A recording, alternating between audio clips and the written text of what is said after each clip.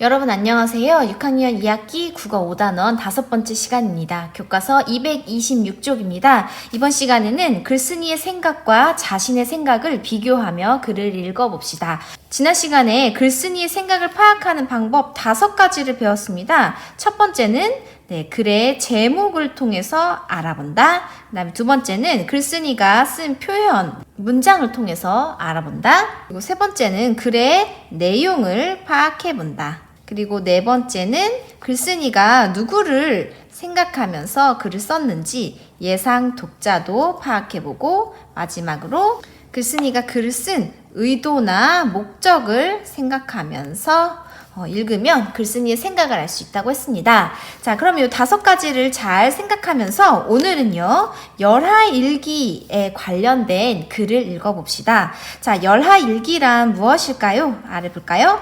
열하일기 소개, 글 강민경, 그림 최현묵. 열하일기는 조선 후기의 실학자 연암 박지원이 중국에 다녀와서 쓴 여행기입니다. 기행문이라고 보면 됩니다. 그 당시에 중국은 청나라였습니다. 당시 중국은 아무나 갈 수 있는 곳이 아니었습니다. 그만한 자격과 능력이 요구되었지요. 그러나 반대로 중국을 가려고 굳이 나서는 사람도 없었습니다. 몇 달간 누런 모래바람을 뒤집어 써야 하는 험난한 여행길을 누가 선뜻 나서겠습니까? 하지만 박지원은 호기심이 많고 모험 정신이 가득한 사람이었습니다. 중국에 갔다가 무사히 고국으로 돌아온 박지원은 3년 동안 정성을 쏟아 열하일기를 썼습니다. 자, 3년 동안 정성을 들였는데요. 몇 권이나 될까요? 열하일기는 총 26권으로 구성되어 있습니다. 양이 어마어마하죠? 자신이 느낀 바를 진솔하게 기록했기에 책 이름에 일기라는 말을 붙였습니다. 그러나 사실 열하일기는 개인의 감상을 늘어놓은 것이 아닙니다. 시대를 앞서가는 연암의 생각과 기억, 철학과 세계관을 한데 모은 지식의 저장소입니다. 자, 여기 지도가 나와 있는데요. 당시 조선 한양에서부터 길을 떠나서 평양, 의주, 그 다음에 성경, 북진, 산해관, 연경, 열하. 그래서 이 열하 지방까지 다녀와서 열하일기라고 이름을 붙였습니다. 네, 이렇게 열하일기에 대해서 알아봤는데요. 조금만 더 살펴보면 우리가 다음 이 이야기를 더 재밌게 읽을 수 있을 것 같아서 선생님이 준비를 해왔습니다. 연암 박지원의 열하일기. 자, 연암 박지원은 1737년 태어나셔서 1805년에 돌아가셨는데요. 이때는 영조, 그리고 정조, 그리고 정조의 아들인 순조, 요 3대에 걸친 시기였습니다. 열하일기는 1780년 정조 4년에 조선이 청나라 건륭제의 70세 생일을 축하하는 사절단을 파견했는데, 이때 사신 일행을 따라갔던 연암 박지원이 쓴 26권 분량의 기행문입니다. 자, 청나라 건륭제라고 되어 있는데요. 그 당시 청나라 황제의 이름입니다. 자, 당시 청나라는 강희제, 옹정제, 건륭제 이렇게 3대 134년에 걸쳐서 아주 최전성기를 이루고 있었습니다. 그래서 정치, 경제, 군사, 문화 전반에 걸쳐서 아주 강력한 국가를 이루었습니다. 그래서 박지원이 청나라에 갔을 때 새로운 문물과 또 사회 제도가 참신한 것들이 아주 많았다고 합니다. 자, 그런데 우리 조선과 청나라의 관계를 좀 살펴볼 필요가 있습니다. 청나라는 누가 세운 나라냐면 여진족, 만주족이라고도 합니다. 여진족이 명나라를 멸망시키고 세운 나라인데요. 우리 조선은 명나라하고 사이가 좋았습니다. 임진왜란 때 명나라가 우리를 위해 군사를 보내줬거든요. 그래서 조선은 명과의 의리를 저버리지 않으려고 청나라를 배척했습니다. 그리고 또 전부터 여진을 오랑캐라고 부르면서 조선보다 하위 국가로 취급을 해왔습니다. 여진족의 침탈 행위가 빈번할 때는 무력으로 진압하기도 했는데요. 그 대표적인 예로 세종대왕 때 4군 6진을 개척하여 압록강에서부터 두만강에 이르는 현재의 국경선을 확정한 일도 있었습니다. 네, 그래서 이 여진족이 세운 나라인 청나라와의 관계가 조선은 그렇게 순탄치는 않았습니다. 청나라는 조선에게 신하의 관계가 될 것을 요구했고, 조선은 우리보다 아래로 봤던 청나라를 군주로 모시기에는 그만한 마음의 준비가 안 됐던 거죠. 자, 그러면 열하일기가 쓰여진 이후에 조선에는 어떤 영향이 있었는지 알아볼게요. 박지원은 청에서 보고 겪은 선진 문물과 좋은 사회 제도를 받아들여서 조선을 발전시켜야 한다고 생각했습니다. 또한 당시 조선의 사회제도 문제점을 꼬집고 양반 사회의 모순을 신랄하게 비판하는 내용을 담았는데요. 이 때문에 조선의 위정자들에게 배척을 당하였습니다. 청나라는 고유의 그런 머리 모양이 있었는데요. 바로 변발이었습니다. 네, 이러한 모양의 머리를 했는데요. 우리는 이것을 보고도 또 오랑캐 민족이다라고 생각하게 되는 계기가 되었습니다. 자, 그러면 이제 교과서로 넘겨봅시다. 227쪽입니다. 글쓴이의 생각을 파악하며 기와 조각과 똥 덩어리를 읽어봅시다. 지금까지 연한 박지원과 열하일기에 대해서 알아봤는데 갑자기 제목이 기와 조각과 똥 덩어리랍니다. 여러분, 제목에는 뭐가 담겨 있다고 했죠? 글쓴이의 생각이 담겨 있는데 제목을 보아하니 어떤 생각인지 좀 궁금해지네요. 자, 왜 제목을 이렇게 지었을지 생각하면서 이야기를 읽어봅시다. 기와 조각과 똥 덩어리. 원작 박지원, 글 강민경, 그림 최현묵. 나리는 일행보다 서둘러 새벽같이 길을 떠났다. 나리의 부지런함 때문에 말은 히잉 울고 잠이 덜 깬 장보기는 툴툴거렸지만 창대는 그런 나리가 좋았다. 나리 덕분에 창대는 이번 사행길이 흙먼지만 먹고 가는 마부의 길이 아니라 자기 자신을 찾는 여행처럼 느껴졌다. 창대야, 장보가. 우리나라 선비들이 영경에서 돌아온 사람을 만나면 반드시 물어보는 말이 있다. 그게 무엇인지 아느냐? 나리의 질문에 창대가 미처 생각할 겨를도 없이 장보기가 대답을 툭 뱉었다. 뭘 먹고 왔냐는 거 아니겠습니까요? 이 나라 사람들은 책상다리 빼놓고 다 먹는다 하지 않습니까요? 장보기의 대답에 나리가 껄껄 웃으며 고개를 저었다. 이번 여행에서 제일 가는 경치가 뭐였는지 하나만 짚으라는 거다. 한마디로 제일 눈 호강을 시킨 게 뭐였는가 묻는 것이지요. 창대가 제법 아는 척을 하며 말하자 나리가 얼른 고개를 끄덕였다. 창대는 나리를 쫓아 이곳저곳 눈에 담기는 했지만 딱히 제일 가는 경치가 뭐였는지 꼽아볼 생각은 못했었다. 나리 뒤에서 흘깃흘깃 곁눈질을 했을 뿐이어서 창대는 스스로 감탄한 경관이 무엇이었는지 생각이 나지 않았다. 창대는 묵묵히 나리의 말을 기다렸다.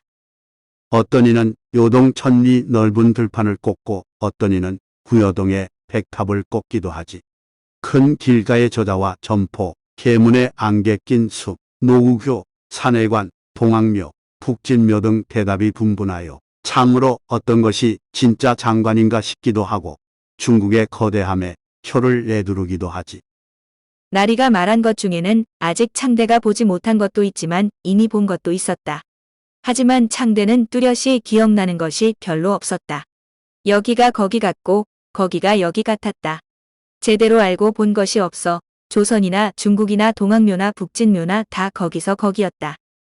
그러나 인류 선비는 뭐라고 말하는 줄 아느냐? 얼굴에 웃음기를 거두고 진지하고 근엄하게 말하곤 하지. 중국엔 도무지 볼 것이라고는 없습니다. 사람들이 놀라 물으면 인류 선비는 이렇게 대답할 것이다. 황제는 물론 장상과 대신 등 모든 관원과 백성이 머리를 깎았으니 오랑캐여, 오랑캐의 나라에서 볼 게 뭐가 있겠습니까? 나리의 말에 장보기가 무릎을 치며 깔깔 웃었다. 진짜 인류 선비가 맞는답쇼.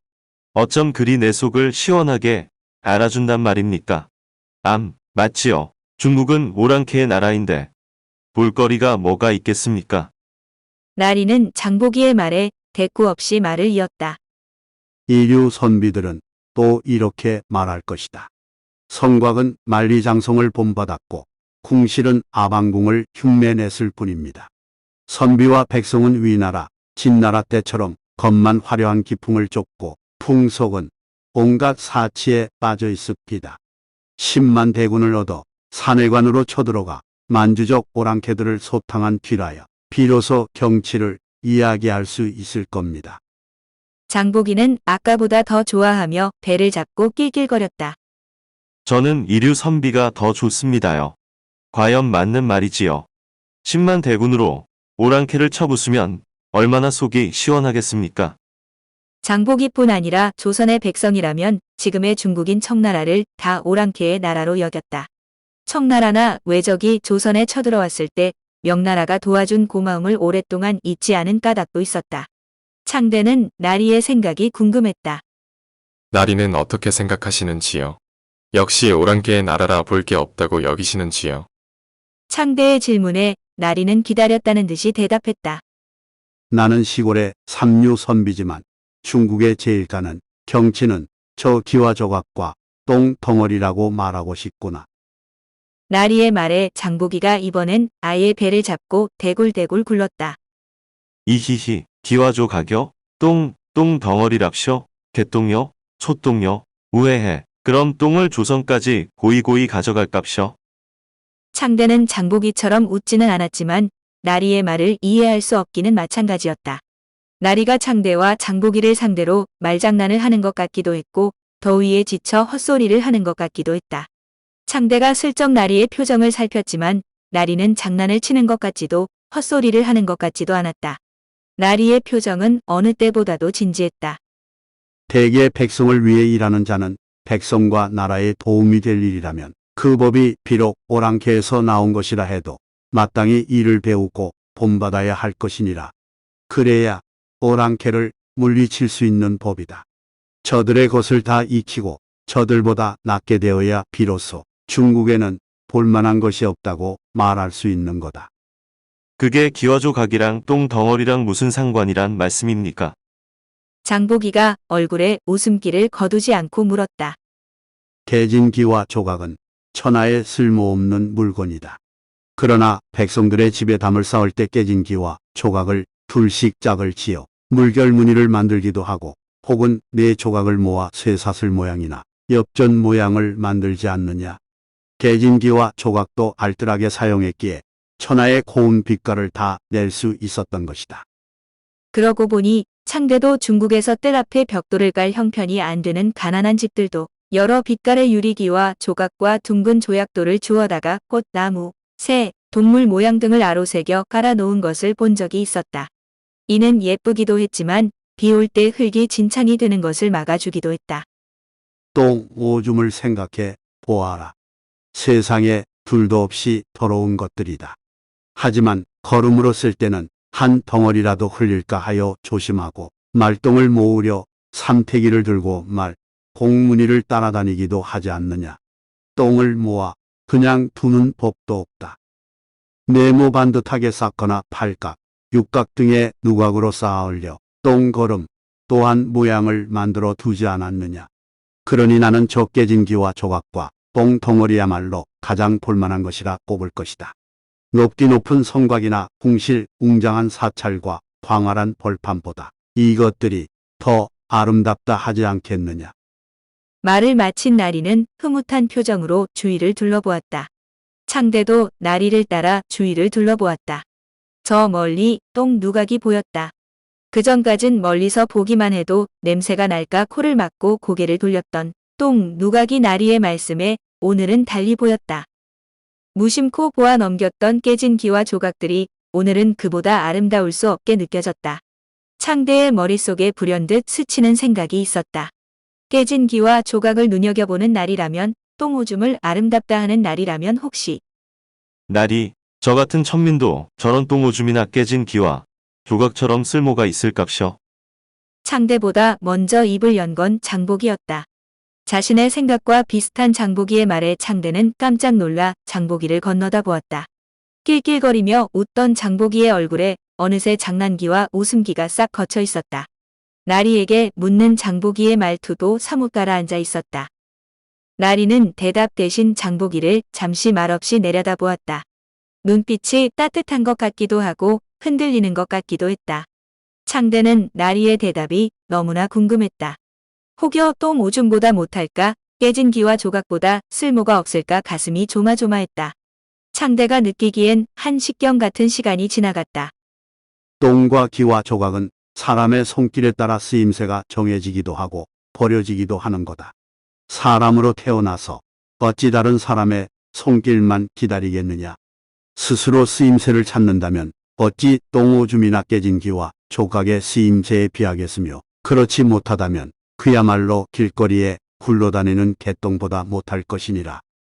에이, 그게 뭡니까요? 맞으면 맞는다. 아니면 아니다. 명확히 대답을 해주셔야지요. 장보기의 응석에 나리는 다시 한번 꼬집어 말하였다. 스스로의 가치는 스스로가 매기는 거야. 다른 사람에게 맡길 것이 아닌 거야. 그 이후로 장보기가 아무리 아양을 떨고 투정을 부려도 나리는 입을 열지 않았다. 창대는 나리의 말을 씹고 또 곱씹어 보았다. 스스로의 쓰임새를 스스로가 찾지 않으면 똥오줌, 깨진 기와 조각보다 못하다는 말은 창대의 가슴을 아프게 했다. 나의 쓰임새는 과연 무엇인가? 말고삐를 잡고 흙먼지를 마시는 것밖에 세상에서 창대가 할 수 있는 일은 없어 보였다. 장보기는 그새 진지함은 게 눈 감추듯 하고 흥얼흥얼 콧노래를 부르고 있었다. 창대는 저 멀리 서 있는 똥 누각이 차라리 부러웠다. 잘 읽어봤나요? 그러면 232쪽을 펴봅시다. 3번 기와 조각과 똥덩어리에 나타난 글쓴이의 생각을 찾아봅시다. 글에 담긴 글쓴이의 생각을 파악하려면 제목, 글쓴이의 생각이 담긴 표현 따위를 살펴봐야 해요. 이 글은 글쓴이가 나리의 말로써 자신이 전하고 싶은 의도와 목적을 나타냈습니다. 네, 이 글에서 나오는 나리의 말에 우리가 주목을 해봅시다. 자, 다음 글쓴이가 첫 번째 제목을 기와 조각과 똥덩어리라고 한 까닭을 알아보고요. 두 번째, 글쓴이의 생각이 담긴 표현을 찾아봅시다. 그리고 글쓴이가 이 글을 쓴 의도와 목적을 찾아봅시다. 그러면 다시 227쪽으로 넘겨봅시다. 이 글의 등장인물을 알아볼게요. 자, 먼저 등장인물은 나리가 나오네요. 여기서 나리는 누굴까요? 바로 연암 박지원이 되겠습니다. 자, 그리고 또 나오는 인물이 장보기라는 인물과 창대라는 인물인데요. 이 두 인물의 신분이 나타난 부분이 있습니다. 찾아볼까요? 230쪽 아래에서 두 번째 줄. 나리, 저 같은 천민도 이런 똥 오줌이나 깨진 기와 조각처럼 쓸모가 있을까요? 네, 여기 천민, 창대는 천민이라는 것을 알 수 있고 또 장보기도 비슷한 처지라는 것을 알 수가 있겠습니다. 자, 그러면 우리 이제 나리의 말에 주목을 해볼게요. 228쪽의 다섯 번째 줄. 자, 중국에서 제일 가는 경치가 뭐였냐라는 질문에 인류 선비는 이렇게 대답한다고 합니다. 중국엔 도무지 볼 것이라고는 없습니다. 황제는 물론 장상과 대신 등 모든 관원과 백성이 머리를 깎았으니 오랑캐요. 오랑캐의 나라에서 볼 게 뭐가 있겠습니까? 라고 말하는 거는 인류 선비가 한다. 근데 여기 오랑캐라고 하는 거 보니까 지금 청을 지칭하는 것 같아요. 머리를 깎았으니 여기는 선생님이 앞에서 보여준 그 변발을 나타내고 있습니다. 자, 그 다음에 10번째 줄을 보면 이 당시 조선 사람들의 청에 대한 인식을 알 수 있습니다. 중국은 오랑캐의 나라인데 볼거리가 뭐가 있겠습니까? 여기 조선인의 청에 대한 인식. 네. 이번에는 이유 선배들이 뭐라고 하는지 볼게요. 성곽은 만리장성을 본받았고 궁실은 아방궁을 흉내냈을 뿐입니다. 선비와 백성은 위나라 진나라 때처럼 겉만 화려한 기풍을 쫓고 풍속은 온갖 사치에 빠져 있습니다. 네, 여기 지금 만리장성이라고 나와 있는데 이 만리장성은 진나라 때 처음 쌓기 시작해서 명나라 때 완성이 되었다고 전해지고 있습니다. 자, 이 진나라, 명나라는 둘 다 한족이 세운 나라인데요. 한족이 세운 나라가 정통성이 있고 그 외에 청은 오랑캐의 나라라는 인식이 있었습니다. 그래서 이 만리장성을 그냥 따라한 것 뿐이다. 또 아방궁은 진나라의 시황제, 진시황의 대궁전인데요. 진시황의 대궁전을 거기도 따라한 것 뿐이다. 그러니까 오랑캐들은 그저 따라하기밖에 못한다 라고 생각을 합니다. 네, 당시에 조선 사람들이 청나라를 얼마나 하찮게 생각했는지 알 수 있겠죠? 네, 그 이유도 나와 있습니다. 왜 그럴까요? 20번째 줄. 장보기뿐 아니라 조선의 백성이라면 지금의 중국인 청나라를 다 오랑캐의 나라로 여겼다. 청나라나 외적이 조선에 쳐들어왔을 때 명나라가 도와준 고마움을 오랫동안 잊지 않은 까닭도 있었다. 자, 이제 나리의 생각이 나옵니다. 이 위에 1류, 2류 선비는 나리의 생각이 아니었습니다. 자, 창대는 나리의 생각이 궁금했다. 나리는 어떻게 생각하시는지요? 역시 오랑캐의 나라라 볼 게 없다고 여기시는지요? 나는 시골의 3류 선비이지만 중국에 제일 가는 경치는 저 기와조각과 똥덩어리라고 말하고 싶구나. 네, 이제부터 형광펜을 준비해주세요. 229쪽의 10번째 줄. 대개 백성을 위해 일하는 자는 백성과 나라에 도움이 될 일이라면 그 법이 비록 오랑캐에서 나온 것이라 해도 마땅히 이를 배우고 본받아야 할 것이니라. 그래야 오랑캐를 물리칠 수 있는 법이다. 저들의 것을 다 익히고 저들보다 낫게 되어야 비로소 중국에는 볼만한 것이 없다라고 말할 수 있는 거다. 여기가 나리의 생각입니다. 네, 여기 밑줄 쳐볼까요? 백성과 나라에 도움이 될 일이라면 그 법이 비록 오랑캐에서 나온 것이라 해도 마땅히 이를 배우고 본받아야 할 것이니라. 이게 바로 나리의 생각을 통한 우리 글쓴이가 우리에게 말하고자 하는 글쓴이의 생각이 됩니다. 자, 한 장 더 넘겨볼게요. 230쪽. 그게 기와조각과 똥덩어리랑 무슨 상관이란 말씀입니까? 깨진 기와조각은 천하에 쓸모없는 물건이다. 그러나 백성들의 집에 담을 쌓을 때 깨진 기와조각을 둘씩 짝을 지어 물결무늬를 만들기도 하고 혹은 네 조각을 모아 쇠사슬 모양이나 엽전 모양을 만들 수 있지 않느냐? 깨진 기와조각도 알뜰하게 사용했기에 천하의 고운 빛깔을 다 낼 수 있었던 것이다. 깨진 기와조각은 천하에 쓸모없는 물건이지만 알뜰하게 사용하면 천하의 고운 빛깔을 다 낼 수 있다. 그러니까 이 깨진 기와조각이 비유하는 게 무엇이겠습니까? 네, 그 청나라, 오랑캐의 제도나 문물 같은 것을 말하는 거겠죠? 청나라의 제도나 문물이 우리가 보기에는 오랑캐의 것이라 할지라도 알뜰하게 잘 사용하면 고운 빛깔을 낼 수 있다. 자, 그 다음 똥오줌은요. 11번째 줄. 똥오줌을 생각해 보아라. 세상에 둘도 없이 더러운 것들이다. 하지만 걸음으로 쓸 때는 한 덩어리라도 흘릴까 조심하고 말똥을 모으려 삼태기를 들고 말 꽁무니를 따라다니기도 하지 않느냐. 그러니 나는 저 깨진 기와조각과 똥덩어리야말로 가장 볼만한 것이라 꼽을 것이다.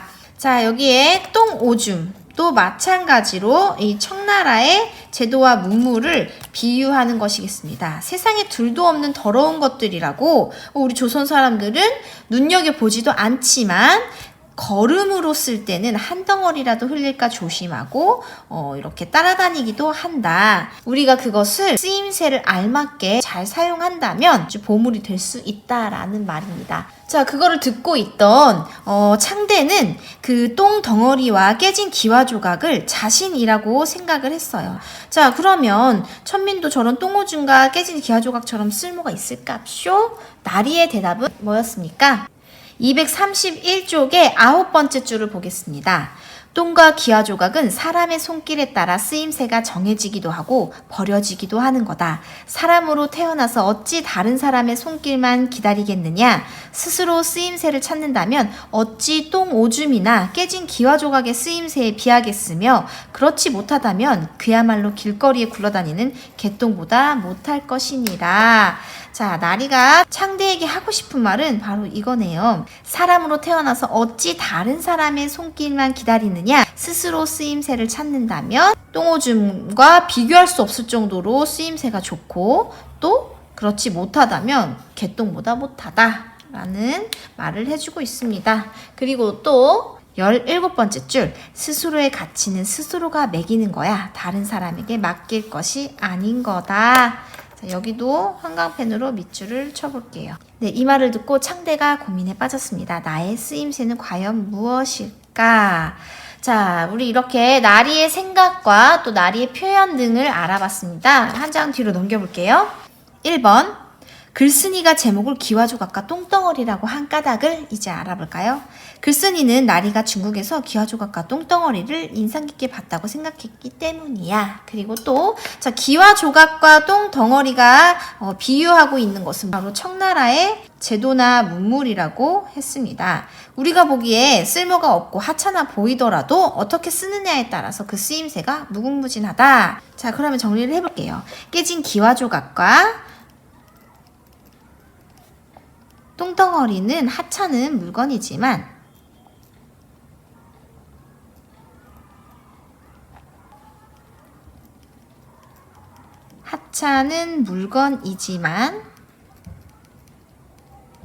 어떻게 쓰느냐에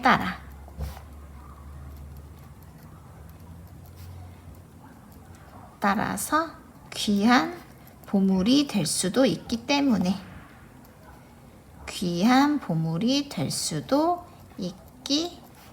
이다. 자, 그러면 2번 글쓴이의 생각이 담긴 표현을 찾아 써보세요. 자, 우리 나리의 생각을 통해서 우리 글쓴이의 생각을 알 수 있다고 했죠? 우리가 형광펜으로 밑줄친 부분을 찾으면 될 것 같습니다. 깨진 기와조각도 알뜰하게 사용했기에 천하의 고운 빛깔을 다 낼 수 있었던 것이다. 그 다음에 또 우리가 밑줄친 부분은요. 네, 똥 오줌도 세상에 둘도 없이 더러운 것들이지만 걸음으로 쓸 때는 흘릴까 조심한다. 똥 오줌은 세상에 둘도 없는 더러운 것이지만 걸음으로 쓸 때에는 한 덩어리라도 흘릴까 조심한다.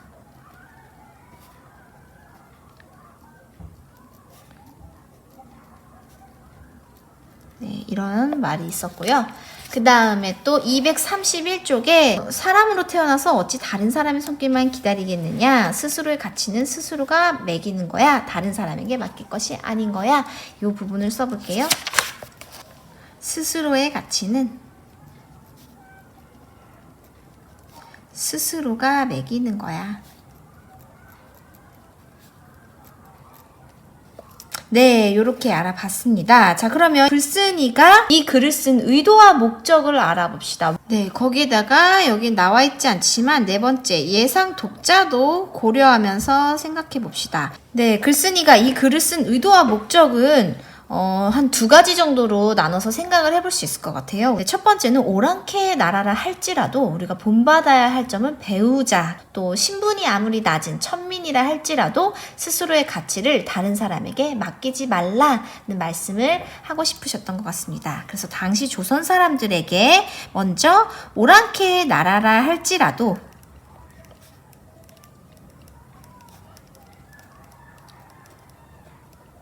본받을 점은 배워야 하고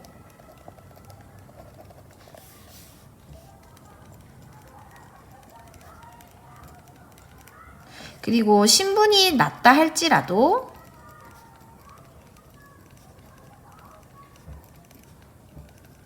스스로의 가치를 남에게 맡기지 말라.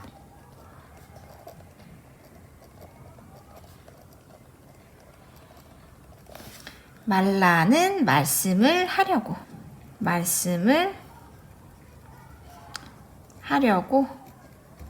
이 글을 썼다. 네, 정리해볼까요? 당시 조선 사람들에게 여기는 예상 독자, 그리고 첫 번째 오랑캐의 나라라 할지라도 본받을 점은 배우자, 두 번째 신분이 낮다 할지라도 스스로의 가치를 남에게 맡기지 말라. 이 두 가지 말씀을 하고 싶으셨던 것 같습니다. 네, 이렇게 말씀하신 것으로 보아 연암 박지원 선생님께서는 굉장히 깨어있는 새로운 관점으로 세상을 바라보는 분이신 것 같아요. 그래서 전체적으로 그 편견을 깨고 새로운 관점에서 바라보라. 큰 틀에서는 이렇게 말할 수 있을 것 같습니다. 그러면 옆쪽으로 한번 넘겨볼까요? 233쪽 글쓴이의 생각과 자신의 생각을 비교해 봅시다. 활동 방법. 기와조각과 똥덩어리를 읽고 종이에 글쓴이의 생각을 쓴다. 그리고 글쓴이의 묻고 싶은 질문도 쓴다. 네, 여기에 있는 이 활동은요, 등교했을 때 여러분 친구들과 같이 해보면 좋을 것 같아요. 연필 친구, 나리가 중국에 제일 가는 경치를 기와조각과 똥덩어리라고 한 까닭은 무엇일까? 네, 이런 질문. 또 나리는 왜 스스로의 가치는 스스로가 매기는 것이라고 했을까? 네, 이러한 질문들을 여러분이 한번 만들어 보세요. 가상 인물을 초대해서 그 인물에게 질문도 해봅시다. 인물의 상황, 그 당시의 마음, 또 생각, 인물에게 하고 싶은 말 따위를 떠올려서 질문을 해봐요. 그리고 대답하고 싶은 사람이 의자에 앉아서 대답을 해봅니다. 자, 그러면 오늘은 여기까지 해서 모두 마치도록 할게요. 수고하셨습니다.